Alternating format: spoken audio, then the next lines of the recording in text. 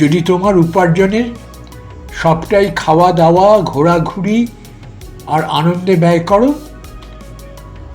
তবে তুমি মুক্ত নও। তুমি প্রতিদিন বেঁচে থাকার লড়াইয়ে বন্দী, একটি চক্রে ঘুরপাক খাচ্ছ। মানুষ প্রায় বলে, মরে গেলে তো কিছুই সঙ্গে যাবে না। কিন্তু ভেবে দেখো, এই কথাটা কি জীবন অপচয়ের অজুহাত, নাকি জীবনের প্রতি শ্রদ্ধা দেখানোর সুযোগ? একটি পুরনো গল্প আছে। গ্রীষ্মকাল জুড়ে পিঁপড়ে ছোট ছোট দানা কুড়িয়ে বাসায় জমা করত। ঘাসফড়িং নাচতো, গান গাইতো, হাসতো আর বলতো, তুমি এত কষ্ট করো কেন? সূর্য তো ঝলমল করছে, জীবন তো দারুণ। পিঁপড়ে মৃদু হেসে কাজ চালিয়ে যেত। তারপর এলো শীত, গাছের পাতা ঝরে পড়ল, মাটি জমে গেল, গান থেমে গেল। ঘাসফড়িং ঠান্ডায় কাঁপতে লাগলো, পেট খালি, একা। সে পিঁপড়ের দরজায় এসে কাঁদল, সাহায্য চাইল, কিন্তু পিঁপড়ে দরজাটা বন্ধ করে দিল। নির্দয়তা থেকে নয়, কারণ প্রস্তুতির একটা মূল্য আছে, আর কিছু শিক্ষা জীবন দেরিতে দেয়। নমস্কার, আমি কমল বাদল।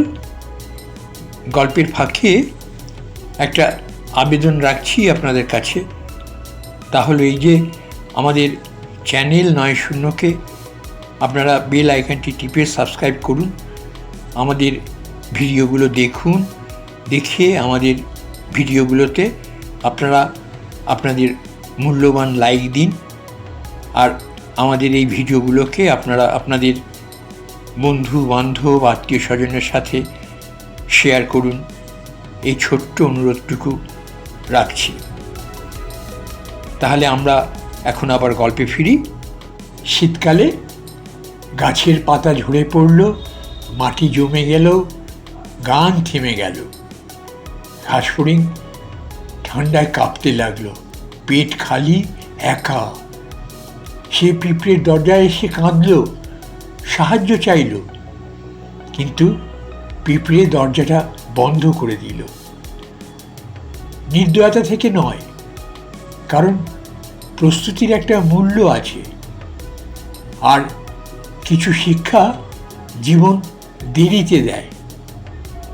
বন্ধুরা, এটা শুধু এক পিঁপড়ে বা ঘাসফড়িংয়ের গল্প নয়, এই যেন আমাদের জীবনের গল্প।